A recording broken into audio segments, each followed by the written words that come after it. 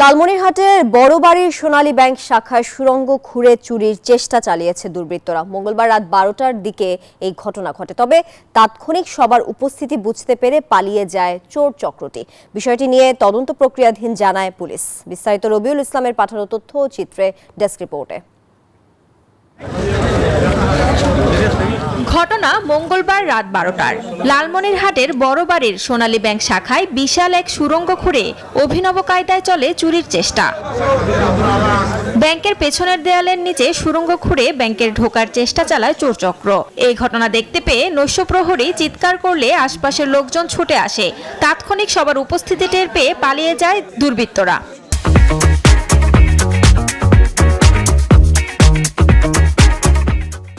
Bank থেকে শুধু কাগজপত্রই বাইর করছে, কিন্তু ঢোকার সুযোগ পায়নি। মহোদয়কে ফোন দেয়, ওসি মহোদয় আসেন, এডিশনাল এসপি আসেন, ক্যাপ্টেন আসেন, আর্মির ক্যাপ্টেন আসেন। সবাই আসার পর তদন্ত উদ্ঘাটন করার পর দেখা গেল যে ওরা নাই, ওরা পালিয়ে গেছে। এতটুকুই, আর আমাদের কোনো ক্ষয়ক্ষতি হয়নি। সেখানে টাকা বা অন্য কিছু খোয়া গেছে কিনা তা খতিয়ে দেখছে সেনাবাহিনী, পুলিশ ও ব্যাংক কর্তৃপক্ষ।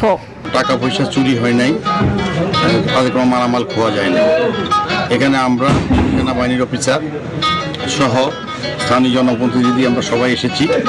আমাদের এখানে পুলিশ মোতায়েন করা হয়েছে। এই ঘটনায় জড়িতদের ধরতে অভিযান চলছে বলেও জানিয়েছে পুলিশ। Desk report, news 24।